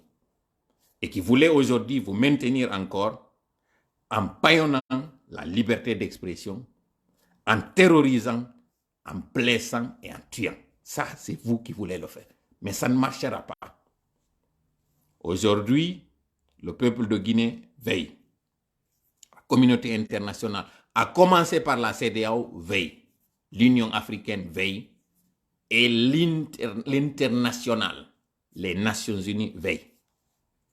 Donc, vous n'êtes pas dans un vase clos. Et ne pensez pas que la Guinée est dans une autre planète. Nous sommes sur une planète et nous sommes régis par des règles, par des ententes, par des traités internationaux auxquels la Guinée a souscrit librement et pour lesquels elle a l'obligation de respecter. Donc ça, il faudrait que vous le sachiez. Arte non joni pulal. Andi nde yewtere do ko cinéma mori sanda woni wadude. Heltay non e hoore mabbe. Parce que forowol banana ngol be feranangol mi sikkuno be mari hakkil wawgol faamude wondema. États-Unis ferani ke be forowol banana be ari be glissé ma kambe ko non be falano. États-Unis na jabetebe. États-Unis na pay koy jabete koy. Ɗum ɗo noon ko conséquence ko ɓe traituno kon général Oumar Sissoko Hambaluɗo Guignol o wi o hawjantaɓe deƴƴere kadi ko jabawol o yimmi o waɗi démarche ji makko ɗi gagasi hande ɗo projecteur ji ɗin fof no mi wiri on hiɗi fewti lagine hiɗon sikka ko mere fi Mamadi Doumbouya yewtira ka ɗuma ka Sénat na mere mi wolani noon ɗum dañande ko wolɓe ɗo tawoɓe kamɓe hay ƴettuɗa lewru ndun e nangue jonnuɗaɓe ɓe yiya hen joni ɓe reena ko ɓe wonde e yaltinande ɗum ɗo sifa ɗum ɗo piiji si waɗi représentation diplomatique ambassade committee erreur procédure on ko on ɗum ko rappelugol ambassade on ɓe ina rappelé pour consultation wonde hay eɓe ƴawnamo e avion ɓe renvoya mo sifa ko Mali waɗi kon innugol ngol wonde maɓɓe faalaka ambassadeur jo France on Mali si ɓe suusi reedu ɗon no moye sanda o nani no fuɗɗori yewtere nde o fuɗɗori wa buutori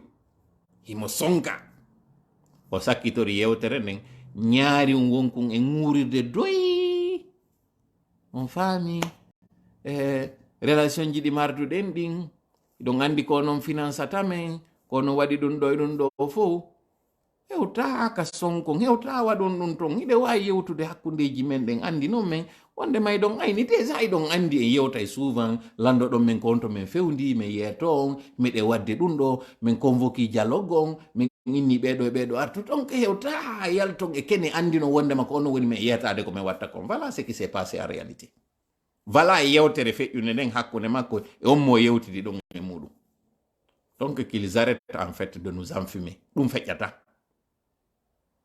yewtere nde o yewti nden gibi mois d'août et septembre kanko e représentation diplomatique nden ko sifa nden kadi o waɗiɗi ɗo mais nano o wowliri ɗo noon fewna noon feƴƴiri fo e muɗum ɗum ɗo hari min falano tun yon andu konto lagine fewndi konto CNRD fewndi konto fewno ɗo ayna ɗen aren noon joni e toɓɓere meɗen nde tawata nden soñjamo lagine mari on kadi ɗum ɗo ko plan international aren noon joni plan local yewten fi o courant tawo won o watti wadde yaha ara o watti joni majjude o watti mutirde jama o ɓay noon lagine fof na lagine no woodi woɓɓe goo tawoɓe nangue no ka maɓɓe si ndiyan heɓaki tun no wuliri ka hoore maɓɓe wuliri ka reedu maɓɓe wula e joni ka yaasi ɗum ko sengo hetgine woniri kamɓe ɓe ala sama kala kamɓe si ɗo wondi ko onon so wonda hina ono kankam memmini en fof e yii mouvement pas courant pas d'or ko memmini ko anditen noon kankan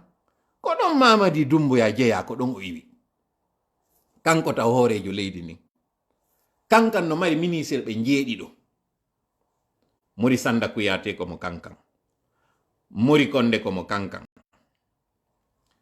e o wiyeteɗo onno Cissé ministre de budget o komo kankan e o won ɗon ka agriculture honno bari kon noon inde makko nden ko na Mamoudou Nagnalen komo kankan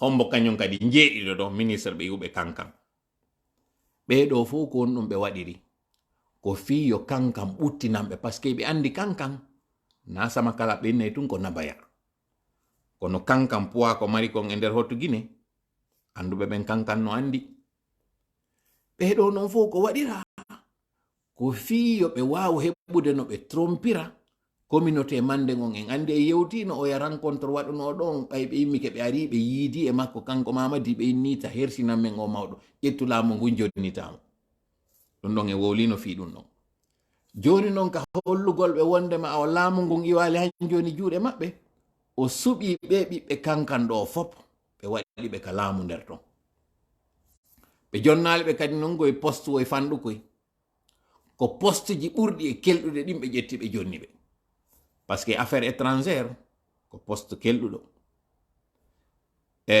ministre de l' administration et du territoire ko ministre kelɗuɗo par ce que ko ɓeɗo organisata élection ji ɗin ko ɓeɗo kañum kadi négociata fi wata sanction ji waɗu relation diplomatique on ko ɓeɗo oɗa nane Mori Sanda budget o ko ɓeɗo andi fi jawle ɗen ko ala ko innete jawle leydi ni ko ɓeɗo kañum kadi hara kippi fi mum agriculture on hiɗen andi fewno ɗo ko agriculture mondo gibi o covid waɗi hande ɗo fof ko agriculture no financede donc agriculture ko secteur jano fewno ɗo mo tawata PAM e FAO e banque mondial ɗiɗo fof no financude ɗi donc kala hikkinaɗo e ɗum ɗon o jonnama secteur wonɗo très stratégique ɗum ɗo fof ko waɗirno ko yo deƴƴu kono puisque CNRD ko ɓe woni wadde kon ko trompugol ɓe ala ligne taw o innete ko ɗum ɗo woni priorité ko ɗum ɗo hikketo e mum c'est au gré du vent ɓe woni yarde ɓeɗo ministre ɓe fof yo ɓe iwu e nokkure nden nokkure tawande wawata heɓude courant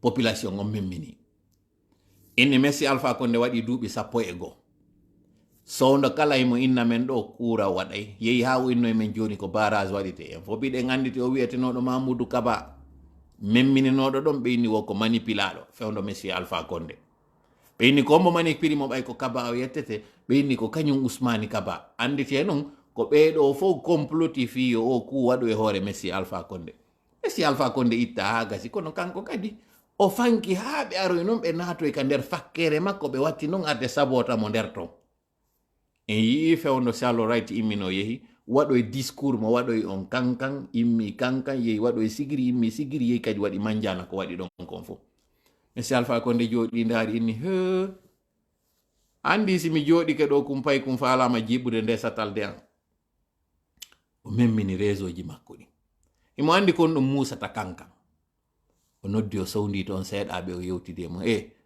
bon la petile a yiyan ok a foye ali ayibo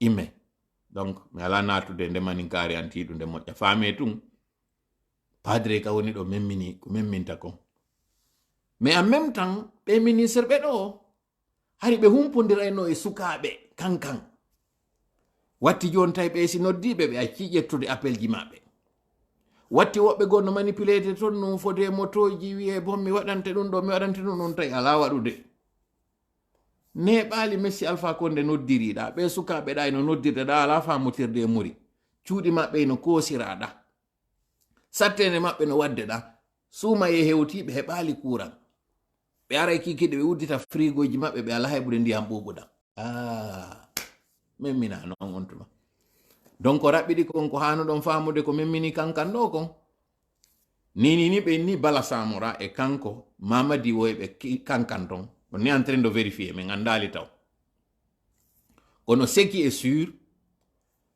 hiɓe nangude yimɓe kankan fewdo ɗo ni kankan ino waywa fewdo me wonno jangude ɗon ka université c'est le sauve qui peut iɗon anditi kankan memmini no dans les années 2002 2003 2004 anduɓe ɓen fo l'esprit CEK club des étudiants de kankan hino andi les 32 euros ɓe ɓen o ministre jo maroyten ɗo joni yewten fimum ka toɓɓere tammere Félix Lama ko université kankan ɗon o wonno ko ɗon o jangi en aray ɗo non joni furñiten goɗɗi go gundoji goɗɗi tawata CNRD faltanno ke ɗi yo waɗe e kene mais lutten taw fi kankan on ɗon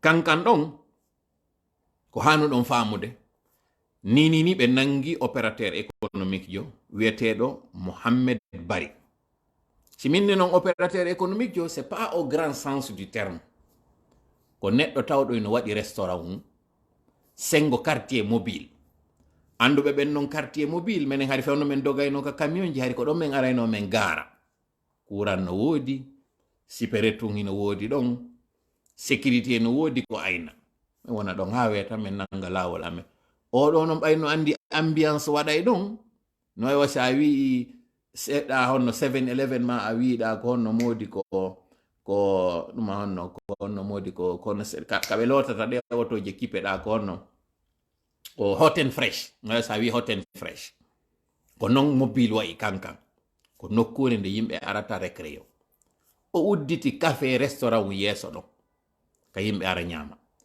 piske non ka memminano ɗo ko ha ɓe sunni photo makko on kanko Mamadi Doumbouya ɓe yinni pina kadi sunnama yeeso on ɗon ɓay ko yawre ɓe yimmi ɓe ari ɓe nangi o hande ɗo ni lui les porté disparu ɓe nangi kañum kadi o wiyeteɗo Kaba ɗo remplace ɗo Mamoudou Kaba e o mouvement pas courant pas d'or yeyi e nder nangugol ngol ha Mamadi jonni consigne yo ɓe nangu hay gorejo makko mo weldi mo janɗiɗi e mum kankan ɗo parce que d'après lui ko on woni e furñitude andina ko on ɓe sali courant on waɗa joni noon hiɗen andi abada goɗɗo nanga e ɓen ɓe o tañƴini ko ayɓe makko kono sa nangi ha tawi a watti nangude hay yiɓɓe maɗa ɓe garay ko on toon ti on neɗɗo ɗon fuɗɗiti ko raɓɓiɗi kon ko hanu ɗon famugol e CNRD moccimay ɗo ɓe mocci fure ndangu poocani keɓe hiɓe amude mbobo hino ñuncanade ɓe ko pulal noon mi woni on e yewtude ɗo hande ɗo kamɓe ko manifestation ji maɓɓe ɗin kono manière original ɓe on ɗi e waɗirde na ñalorma ko kikiɗe ɓay noon o yii wondema photo makko wonɗo yeeso grem moɓe mari on siège maɓɓe moɓe innata on ko ɓen ɗo woni e wadde promotion CNRD on o tawi ɗo hewti nokkugo donc yiɗen andi kan sunjatayno kankan ɗon kan soron koni kañum kadi woɗɗa kankan kaɓe immotoɓe yaha kaɓe formata ɗon ɓe ranges ɓe o suka tigi waɗoɗo kuwon ko ɗon ɓe yehi ɓe sokkimo ɓe ƴetti ɓe ɗo fof ɓe addi kankan militarisugol bananawol goo kañum kadi ngo ɓe ari ɓe morti e nder muɗum fiyon ɗum monsieur Alpha Condé ko wawɗo politique goy ɗon himiɗo respecti mo nini en yii révélation ji ɗi mo alli mo waɗi ɗin e hoore Kuntigi Baskoto pour votre information rififigoy no fokkiti ɗon sengo Baskoto parce que ɓe memminanto Alaji Sekuna ɗe balɗe ɗo fi ittugol mo ɓe adda Kuntigi maɓɓe mo ɓe nantodirta e mum Kuntigijo mo tawata wonado connivence kañum e CNRD on donc ɓe perda ɗon alliéjo maɓɓe Fuuta on ɗo coordination fulɓe haali Pulaar on ko reconstruction wona e waɗede ɗum ɗon hiɗen andi ko feƴƴi ɗon ko heddike coordination ji ɗiɗi Mandengon e coordination forestière on coordination forestière on ɓe welda parce que ko wona e waɗede kon hoore Dadis ɓe weltora donc mo andi ɗon o perdi ɗon kañum kadi soutien go malgré ko tawata ko forestier jo ɓe ƴetti ɓe waɗi ka ɗuma ka primature joni noon ko homɓe ɓe ɓarornoɓe holori ko coordination Mandengon imagine non kañum Alaji Souleymane kankan ɓe ɓenta ɓen Karamo Solo fewndo gere on wonno entre Charles Wright e kañum Mamed Mara ko ombo nodduno wi yo walline poursuite ji ɗin hollugol on ha honto influence kankan o na kañum Karamo Solo ko ɓen nodduno wi yo wallin poursuite on wallina ɓeɗo noon hande anda wondema pikoji ari naati ka saare maɓɓe kankan ɗon nden saare hormortende maɓɓe nde ɓe teddini pikop ji no yatude raɗo yimɓe wa dawaɗi nanga ɓe barmina ɓe soka woɓɓe ya ha gaz lacrymogène felle nder ɗon iɗon sikka ɗum ino wawi wargol fella pita ma labe ma dalaba ma mamu na goɗɗum aw kon piège ɗo Messi Alpha Condé waɗanimo so wattani yila kurusa memminaki manjana memminaki sigiri memminaki ko kanka memmini e hakkil moɗum kon ɗum Messi Alpha Condé investir sori fiyo kanka memmi ko fiyo piège ɗo yoɓe yanu e makko ɓe yani e piège o par ce que kaɓe ari ɓe militarise ɗon kankan hande kadi ko ɓiɓɓe kankan ɓe yahata non yiida e mawɓe kankan ɓe wiya hino ɓiɗɗo mon on ko ari woni men e yoɓirde ko na jonnugol men kuran o ne wadde na waɗangol men ndiyam ko mari ko yoɓirta men ko argol waɗana men sasalom jokkira men wa dawaɗi andi ton non kankan ko hay laamo Messi Allah hinno lansana konte kankan militarise kani ko sigiri hali militarise te kankan hari sina étudiant men mini kankan hari no teddina ɗon famude moƴƴa ko mo newde mi anda koye siɗo yiwde moƴƴa ko min on e hollude kon crise wonɗo ɗon on ko habbi ɗon ko yo o wonu kanko kadi généralisé ko yo waɗu effet de contagion o nanga ɗumaji luttuɗi mi ala o natande détail ji ɗin fof goy andon noon monsieur Kasori ka woni ka kaso so yinini mo nawni dossier makko on procès makko memminaka taw si mo allim yaltiɗo andi ton non ko mo allim innuno ñande surrano dadia ɓiɗɗo monsieur kañum Kasori on mo allim wonno porte parole makko inni yo Messi Alpha Condé accu kañum Kasori yalta wono ya États-Unis ha 2026 o artay donc mo allim ko porte parole makko kanko Messi Kasori mo allim noon yaltiɗo waɗi révélation ji ko honɗum feƴƴuno ko honno tawiri ko kaari ƴetta kuntigi goɗɗo joɗota ko e salndu ndu o andi ko e mayru o feŋi o hendo seran o taƴa kono sonti wontiroyi ka bindere hande kadi taƴay tun salndu ndu yana faame ngal pulal ngal menon e yewtude ɗon aren non joni e kañum ministre des transports on e ko honɗum waɗi si hande ɗo inauguration yehi waɗoyi kadi kankan ko honɗum kadi memmini sukaɓe ɓen kankan kadi koyo taw goɗɗo eno mari muusu ñiire o immo o ara ka docteur on ɗo yo ɓoranmo nde ñiire wonde e muusude ɗon docteur o ndaara tawa puƴum to so kunnino ka koyngal makko wi a jiitireten kum puƴum ɗo ko ɗum CNRD waɗi ɓe kankan ɓen andi ton noon kankan central mo ɓe mari ɗon on central thermique o j'ai eu la chance et le privilège tawegol e o contrat mo mi innuno on PCR projet capital régional kon ɗum woni on projet ko kankan Farana Zerekore e Labe ɗiɗo nayi non heɓiduno financement Exim Bank export import banque Inde on banque ɗon o waɗano financement pré lagine par lettre de crédit wonno ɗo Lomé on lettre de crédit ɗon mi sikki ko à peu près 21 millions wonno enveloppe total on ɗi 21 millions ji ɗo répartis parmi les 4 villes ɗin ɗi mi yetti on ɗon film kankan heɓuno une bonne partie ko ɓe innuno ko réhabilitation et extension réseau électrique on kankan sauf que gibbi 2008 2009 2010 ha 2012 o projet no gollede kankan heɓali courant sabu ɗum pourquoi parce que ko thermique waɗa thermique on ko mazout on non mazout ça coûte cher parce que eɗen andi prix carburant on ko no ƴawiri mi yewti noon ka feƴƴi noon mi inni kañum dansa hino yehi Moscou yawgol ndara ko honno négociirta Russie jonna en carburant kaɓe woni addande ɗon usine ji maɓɓe ɗin wonɗi e gollude ɗin ka bauxite ɗum ɗo fof ko ande nde ɓe mari ɗen central ji ɗi ɓe jogii ɗin ɗi ala heɓude alimentation carburant donc faame o courant ɗo ils vont beau à vous dire ko ɗum ɗo e ɗum ɗo woni raison on c'est archi faux mi yettinoke on gibi nda ñande ko joni noon woni ɗon e yiide famanoma noon gibi 2018 2019 sukaɓen famino wondema thermique o wata réglede ka kankan o parce que gollama gollitama Warsila iwi Warsila ari Angélique ɗiɗo fof compagnie ji golliɗo inna joni waɗane men barrage électrique ɓe ari ha ɓe identifie nokkure ka on barrage wawete waɗede kono plutôt yoɓe yeetoɓe gonga on wondema ɗum ɗon no landi financement ɓe faala trompude ɓe no wowiri noon ɓe wolata ɓe fenade ɓe innay noon mo fini fiɗi o fenay kadi o hocca ɓe fini ɓe wi ɓe fiɗi ɓe feni sukaɓe ɓen noon in yo dogu ya noon hoccoya joni konko fiɗa ɗon ɓe yaali kullum ala aw ko ɗum ɗo kadi waɗi probléme on ɗon joni noon yoɓe yahu ka monsieur Alpha Condé négocino toujours kanko kadi ka manipulation ji makko par ce que eɗen andi kan kadi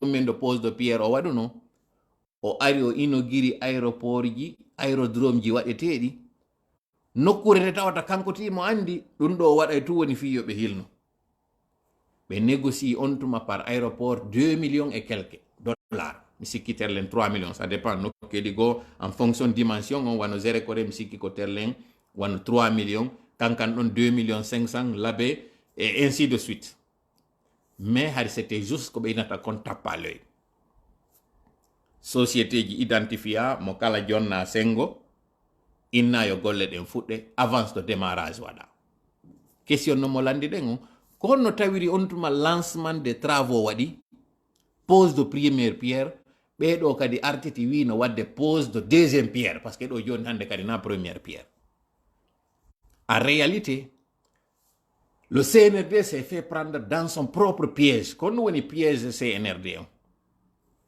ko argol faminanaɓe kankam ɓen laamuji feƴƴunoɗi ɗin ɗi yeeyi avion je ko marno ɗin aéroport ji men wonti hande kadi ka dammine ete wonti ka yimɓe arata tiro photo wonti hande kadi makkiji wano sifa labe en wonti ka motoji ekkitete wonti ka chambre indien fimete ɗum ɗo fo joni ɗi aéroport ji ko waɗi ɗum ko par ce que ngala avion je joni noon hollugol kamɓe ils ont mieux travaillé que les autres ɓe addani en kun likkun avion ɗo ɓe addi ɓe jonni en kun hollugol minen men addi avion na avion tulan na wino avion c'est égal avion hein c'est pas ça ko ɗum waɗi kadi ala huɓɓude ala ƴawde yimɓe ala ƴawde nde ton donc avion égal avion c'est bien joni noon avion hina magbanaro taworu koye garvature tun arata ƴawa ƴetta no landi aéroport ma aérodrome no landi hangar hino landi réservoir ka carburant o wonata ton tawa si ngal tippike no wodi ko ngal ɓeyditta kadi par ce que ce que vous ne savez pas avion quantité carburant mo wondi on e mum ko calcula ɗum nde ngal atterrissa par ce que si tawi no ɗuuɗi ha ngal atterrissidi e muɗum fettay si ngal ƴawi tun ka dow innama e ngal do'a tippade d'urgence koye ngal viidu carburant ko woni kon e maggal hara ngal tippodaki e ɗum non par ce que si ngal tippodike on carburant ɗon ko woni kon ka gabitti par ce que kañum réservoir mum on ka gabitti woni no gabitti ɗin tippori ɗi helay par ce que ɗi waɗori si ɗi heli noon no futtiri ka leydi fettay donc ko yo calcule carburant ko ngal wiiroyta ko ngal hewta e nokkure tawa nde ngal tippo hara ɗuuɗa hara ɗum ɗo yonay kadi ko artira ngal ma tawa koye ngal ɓeydito e nden nokkure ka ngal tippiɗo ko ni fonctionnirta industrie aéronautique o donc tawi ko ma aéroport ji waɗe ɗiɗon noon aéroport ji ko tappe à l'œil ko ma ɓe ara ɓe waɗa ɗi ton holla jama on o yimene meɗen gollude min heeɓi avion joni noon ɓay o avion ko ma waɗane kadi aéroport ji ko ma aéroport ji waɗe sauf que konko ɓe ari ɓe waɗi ɗon ko ɗum ɗo noon memmini colère population o par ce que ni jakay ɗo mari mbuuɗi ɗi million ji ɗo fof ka jonnon goɗɗo meɗen dari ɗo e niwre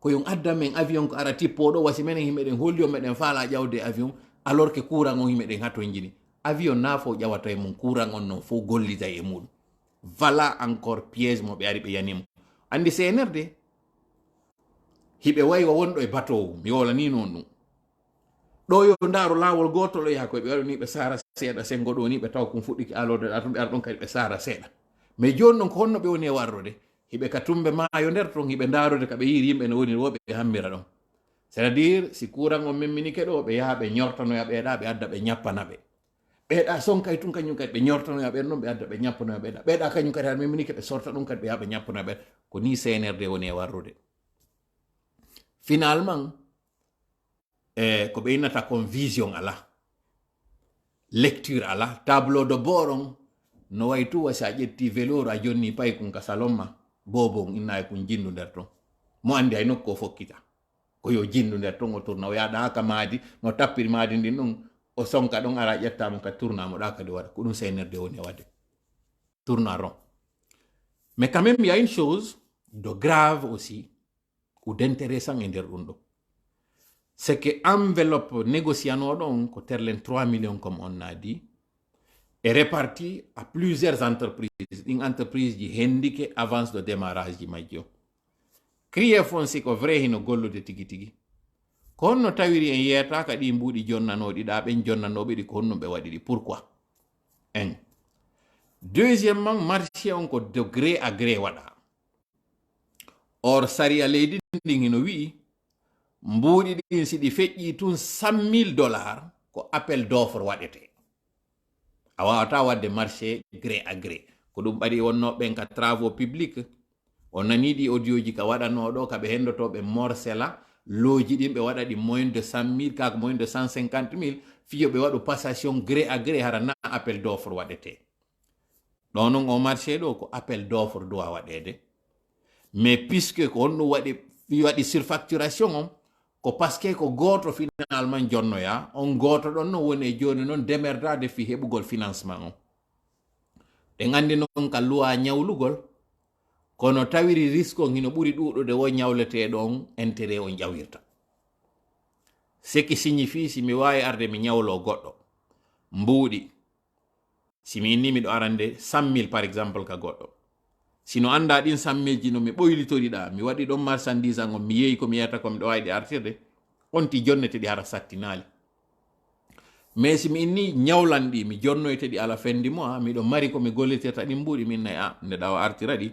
na 100,000 jonnitatalan a jonnaylan 110,000 10,000 on wona intérêt si tawi no mi innima ko e nder duuɓi joyi mi calculay ɗin 100,000 ji kadi si miɗo joginoɗi ko jeluɗin ɗi waɗantanmi minna si tawi e nder hitande ko 10,000 wattaynoɗa ɗon joni si innama ko duuɓi joyi ko 10,000 fois 5 ɗum ɗon on haray ko on duré ɗon taw wona darede miijite noon joni si innama ko ñawla ɗon risque no woodi yo yawka o investisoy ɗon mbuɗɗi ronka hettoyade ɗi wawi perdude donc on ti ko innata risque on no towi gogoɗo andi goɗɗo ala ñawloma ka ɗandi ko min tu wawma ñawlde fewn ɗo wiya simi ñawlete ko 100,000 contre 200,000 ko 200,000 jonnoytala oyna ok gasi o darano o jaɓiri ɗon ni oyna finalement na 200,000 yoɓitatalan joni ko 400,000 jonnatalan par ce que mi anditi a ñawlino kaari a yoɓanomo d'ailleurs fewno ɗo yiɗa e régime d'exception goɗɗo dowa kama ñawlde mbuuɗi ɗum ɗon hiɗa andi ɗum kono puisque ɓe maapi kala on mo ɓe heɓi inno ɗo wawi ɓe fodde condition ji ɗi waɗi o ma ɓe jaɓa donc ko ɗum ɗo fof waɗi surfacturation sauf que miɗo mapani ministre o parce que o manipulation o investissement mo ɓone wadde ɗo fof koye ɓe heɓo avion woye maɓɓe condi koye ka koye kippo ɓe tañƴini ɓe heɓayno ɓe hettira ɗin mbuuɗi c'est pas grave donc si ɓe waɗi ɗum mais ka réalité internationale ka monde ka secteur aéronautique ça saute aux yeux ke fewndo ɗo ɓe wonɓe ɓen ka secteur avion ils ont du mal à garder l'altitude kon ɗum firi gibi nde nawnare covid waɗi avion je ɗen inna wata ɗe ƴaw par ce que yimɓe ɓen mo kala fermi frontiére ji mum ala ka wirede compagnie aérienne ji ɗin ɗi heɓi perte jano non seulement ɓe woni obligé yoɓugol ɓen golloɓe maɓɓe fiisi ɓe fuɗɗitoyke golle hara ɓe perdali ɓe wonɓe ɓen ka suudu ɓe yoɓa ɓe koye mbuuɗi maɓɓe ɗi ɓe marno ɗin ɓe ƴetti ɓe investisi ɗum ɗo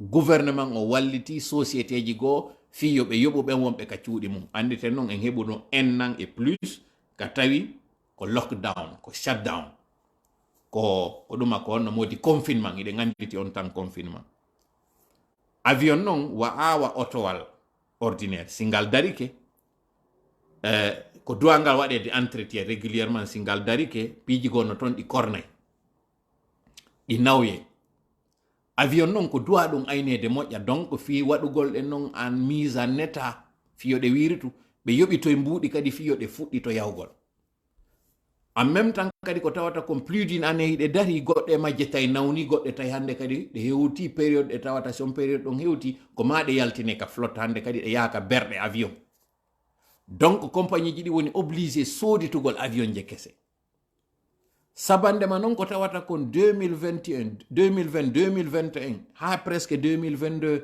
industrie ɗuma on honno automobile et avion on produisali ko woni kesum ɓay ɓe reprenoyi ɓe produisoyi mais ko tawata harayno satti konko ɓe waɗi ɗon non avion je kese sattuɗe compagnie aérienne ji ɗin ko ma répercuta ɗum ɗon ka biyeji so wattani yila prix conteneur ko ɗum woni industrie maritime on secteur maritime on e billet avion kañum kadi secteur aérien non hino satti kon ɗum non sattini ɗum ɗo ko ɗin freji covid ko tawno compagnie ji ɗin no ñawli gouvernement hino ñawli partenaire hino mari perte ji moƴƴa ɗi doit comblude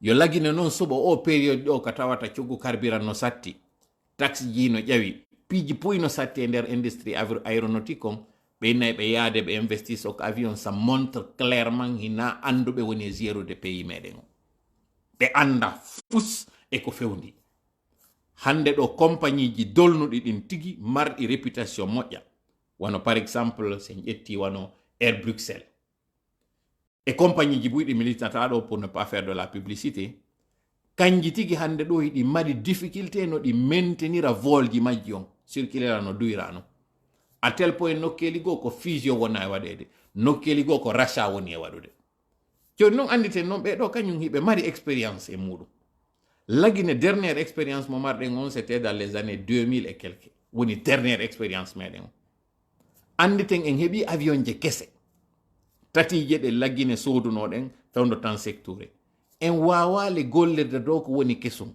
avec l'entrée ko tawata si a soodi kesum hiɓe mari konko ɓeynata entretien gratuit harayno tawa e achat on ton pendant 5 ans pendant 10 ans ɓe wiyete kala ko boniɗa mari garantie e mum addutumme wattante ko ɗin compagnie ji ɗo yeehi hata e lagine wawataɗi hande kadi gérugol saabu paaniji ɗin saabu detiji ɗin ɗo noon joni ko avion je seconde men fewdo ka tawata ɗi facteur ji ɗi mi wolani on ɗo fo e sattugol hiɗi fewnditi ko fewdo ɗo ɗi narkoji ɗo desidata kañum hino darnude avion ɗuma no aéroport ji ko tawata wonata rentable saabu komi yetti yonkonɗa ƴetta noon kañum kadi wiya ɗon hino engagade e lansagol e nder o secteur transport aérien kono ɗum famuɗon e ɗum ɗo en fait CNRD no jooɗi e saldu no taƴude ndu ɓe anda mais non c'est pas grave min par exemple ndem ɗo yiya ɓe waɗa ɗi piiji kellanayɓe très bien ɗum ɗo fof par ce que ko populisme ɓe woni e wadde ko guite ko trompugol yimɓe ɓen ɓe woni e wadde ɓe sikka noon ko ɓenen ɓe woni e trompude mais wallayɓe min puusayɓe ha ɓe ɓurta yanude ka gayka maɓɓe kaɓe woni e jasude ɗum donc en réalité c'est très bien merci mi yiɗo monsieur Ousmane Gawa yehilaɓe ɓe posoyi ton kadi une autre pierre c'est bien namene wonɗon e waɗude hoore mon ɗo wonɗo wadde ko tambantilonde aw États-Unis noon konko eɓɓuɗon noon on golliroya e ɗin aérodrome ji ɗon fika tippino ndin condi muɗon ko ɗon noon ɓurɗon fayude. Par contre, je vais m'adresser à monsieur le ministre des Transports, qui est de passage, est un condisciple, un camarade. Même si nous n'avions pas la même classe, hein, et ils étaient devant nous, hein, c'était les mêmes promotions à Cancan. L'esprit CEK, le club des étudiants de Cancan. N'oubliez pas, monsieur le ministre, Félix Lama. Vous avez bénéficié d'une confiance de la part d'un ami pour lequel vous avez été un parrain lors de son mariage, monsieur Blaise Gomou. Vous avez de rapports, vous avez de l'histoire, vous avez des relations qui datent de loin et de longtemps. Vous allez être surpris que je vous mentionne ici, mais sincèrement, je vous souhaite la meilleure des chances, comme on dit au Canada. Nous avons d'abord en commun votre passage à Cancan, mais aussi nous avons en commun ce pays, ce beau pays qui est le Canada, réputé pour être l'un des meilleurs en termes d'industrie aéronautique. Bombardier, ça vous dit quelque chose. Vous avez vécu à Longueuil et c'est de là justement que vous avez bénéficié de ce décret. Personnellement, je ne vous avais pas reconnu au premier coup. Je n'avais pas reconnu que c'était vous. Je ne pouvais pas me douter qu'il s'agissait de ça, parce que pour moi, le CNRD, depuis un certain temps, les nominations, ça ne m'intéresse plus. Ça ne m'intéresse pas. Mais en parlant avec un ami en commun que nous avons, on m'a été informé qu'il s'agit du même Félix Lama que nous connaissons. De passage, mes condoléances pour le décès de Aziz, qui a été d'une très grande utilité. Lorsqu'il s'est agi d'arrêter ces 32 héros, de traquer les étudiants dans les villes de Kankan, dans les moindres cases et maisons concessions, vous savez qu'Aziz, Feu Aziz, avait joué un rôle important pour aider les étudiants à se faufiler et sortir, échapper au contrôle au niveau des barrages érigés à la sortie ou aux sorties de la ville de Kankan. Vous savez très bien, vous vous rappelez de ça quand même. Figurez-vous qu'Aziz est décédé dans un accident de transport dans un accident de circulation entre Sigiri et Kankan. Il s'était lancé dans le commerce et les affaires de téléphonie. Sa famille est à Kankan. Il partait faire ses activités à Sigiri. C'est un soir où il revenait qu'il a rencontré le destin. Il est donc décédé, laissant derrière lui 3 garçons et une veuve. Je vous dis ça de passage tout simplement pour vous rappeler l'état d'esprit du CEK. L'esprit de loyauté, d'abnégation, de courage, mais surtout d'intégrité qui caractérisait à l'époque tous les étudiants que nous étions. Ensemble, unis, solidaires, nous vaincrons. C'était nos devises, entre autres. Personne ne devait dénoncer l'autre. Face aux tortures, face aux exactions, face à toutes les menaces. Vous savez qu'il y en a parmi nous qui avaient accepté d'être radiés plutôt que de dénoncer ne serait-ce qu'un seul élément. Vous le savez très bien. Aujourd'hui, à cause de la relation que vous avez avec M. Gomu, vous avez bénéficié d'une confiance. D'abord de cet ami-là, pour lequel vous avez été un parrain et vous connaissez très bien qu'est-ce que cela représente. Prendre un ami, copain d'âge, et faire de lui un parrain à son mariage. C'est très symbolique. Mais aujourd'hui, vous êtes face à une situation où vous connaissez très bien la corruption aujourd'hui qui est en train de caractériser votre département, votre ministère. D'abord au niveau du port, mais aussi avec cette passation de ces marchés. Loin de moi de vous demander de démissionner, ce n'est pas mon projet, ce n'est pas mon intention. Mais de vous dire de faire beaucoup attention. Parce que si vous trempez et que vous salissez les mains, vous perdrez gros. Et ça serait vraiment dommage. Parce que lorsque j'ai appris qu'il s'agissait de vous, j'étais très très ravi, très soulagé de savoir que vous êtes encore un autre camarade qui fait partie de ce gouvernement. Et Bibi, nous avons fait le lycée ensemble, la terminale. Peut-être que lui aussi, il va sursauter d'apprendre que je suis ce taux-là. Et Bibi, je profite de l'occasion pour dire saluter et rappeler ce que nous avions fait au lycée. Les gens vont être surpris de dire, mais finalement, donc, Tola, ce ne sont que des camarades qui sont dans ce gouvernement. Saïfon et Bibi et maintenant Félix. Je me limite là parce qu'ils sont nombreux. Comme il faut la yautu de yojama, yon famu ender topere donc.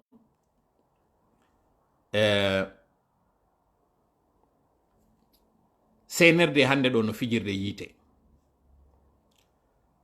O wonɗo ministre des transports on ɗo wiyeteɗo Félix Lama ko kanko wonno parrain mariage Gomu. ɗen andi noon Gomu ko honto adori.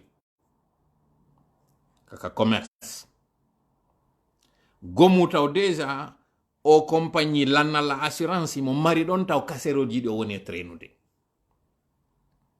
gomu en nani ko wowloy kon ka inauguration ka lancement de première ka pose de première pierre ko nun o waɗi o fewti o yewti ɓen ancien ministre ɓe ce qui n'était pas son rôle gomu ko bobo jiñowo o gouvernement hino mari yimɓe tato jiñoɓe ko Charles Wright no yirɗomo noon Charles Wright kañum kadi ko hande ɗo mi andi ko kanko e goreɓe amen kadi jangiti ko kanko wonno chef de classe maɓɓe droit hande mi andi ɗum donc en nami en camarade encore donc finalement ko goreɓe amen tu woni e nder o gouvernement même si woɓɓe maɓɓe no heccimi parce que wano ABB mo heccimi bon quelques années Félix kadi pareil c'est nos aînés mais l'état d'esprit on puisque ka université non ɗon nawiyogol hari ko o marnoɗo duuɓi o marnoɗo ɗum ɗo hari ko état d'esprit de première année haka dernière année donc on ka wonno États-Unis to maka wonno Canada to Longueuil ka o iwri ɗon o yetti o yehi o nooma hay min mi anda ko kanko ko après mi yewtide goɗɗo inni ko woni Félix kaarijo non hande ɗo non kono mi woni mo interpellirde kanko Félix ko parfum de corruption wonɗon ka département parce que ko kanko signinoytego e ɗum ɗo si tawi monsieur Sellou Dalen hande no landitede ka signuno tun fi yo vente waɗu ko kanko kadi Félix ɗo signinte kala ɗi contrat ji wonde ɗo koye ley makko wonata d'abord en nani fi o cargo o ɗuma honno bordero ɗuma honno de numéro de ko modi de suivi de cargaison on no feƴƴi ka port ko tawata ɓe waɗinimo kanko Félix en yiɗo kañum kadi ka tawata de 2,500,000 $ à 3 millions on est passé à 6 fois montant o ɗum ɗo fof kañum kadi ko kanko signinoyte wiye ko kanko yoɓi ɓeeɗo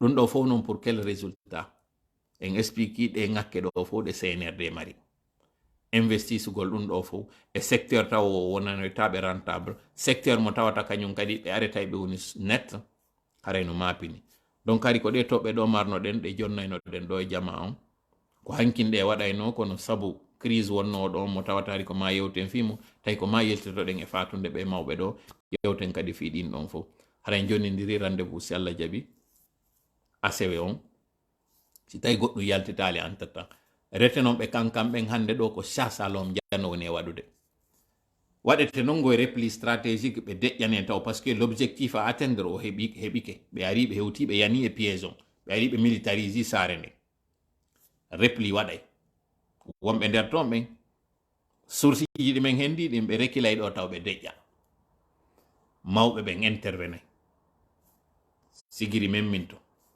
kurusa memminto ɗon andi mi yeytino ko min ni naaka o habbori ɗon na ɗon ko sirta naaka o tañƴino ɗon ko sirta labe kañum kadi so mettra dans la danse Conakry tigi kadi habbe ɗe balɗe wonɗo e arde ɗo yiyay kadi tigi Conakry no memminanomo fi affaire courant o parce que quel qu'en soit ɓe ala mbuuɗi ko ɓe wawa alimentaire central ji ɗin fewno ɗum parce que mazout on ɓe ala heɓude coggu muɗum mbuuɗi lanniriɓe ko ɓe habbi koyo ndiyan ɗan fuɗɗi to entre temps bete ɗin central ji hydroélectrique ji ɗi wawa wallitade ɗum ɗon noon iɗen andi ko mois d' avril wonɗen ɗo ko mai juin ndiyan fuɗɗoto warde entre temps noon yite hukkete taw haray mi tori kala woni ballo meɗen hawriden e sawa bare en jonni ndi rendez-vous samedi si Allah jaaɓi wassalam ciao ciao